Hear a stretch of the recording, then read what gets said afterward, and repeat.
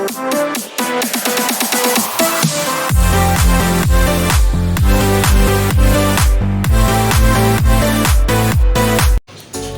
င်းညမောင်းပဲကိုတညရေစိမ်ပြီးမနက်မှာပြုတ်ထားပါမယ်နော်ညုံလေးတွေကောင်းအောင်ဆေးပါတယ်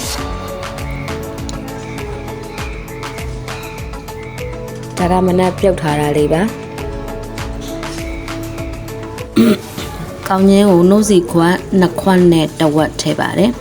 ကောင်းညင်းနှစ်ခွက်တဝက်မို့လို့ရေကိုလည်းနှုတ်စီခွက်နဲ့နှစ်ခွက်နဲ့တဝက်ထည့်ပါမယ်နော်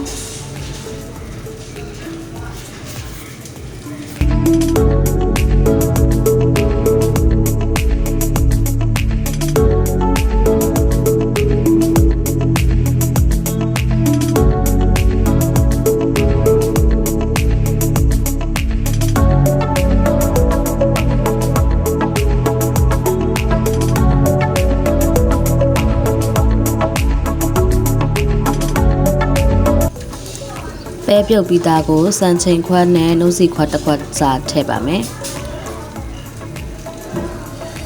စားနဲ့ငယ်ထည့်မယ်။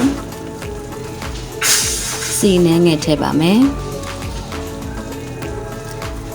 နှုတ်စီခွက်နဲ့ရေနှစ်ခွက်ခွဲစာထည့်ပြီးတော့ပေါင်းအိုးလေးနဲ့ထည့်ပြီးတည်လိုက်ပါမယ်နော်။ပေါင်းခလုတ်တက်ရင်ကျက်ပါပြီ။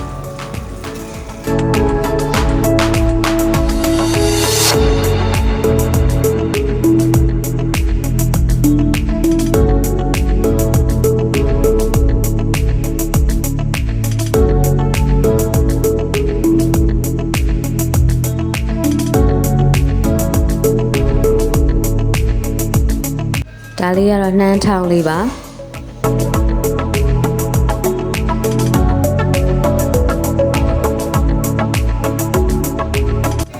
ကောင်းချင်းမောင်းတဲ့ကိုစီလေးအနှဲငယ်စမ်းပါတယ်နော်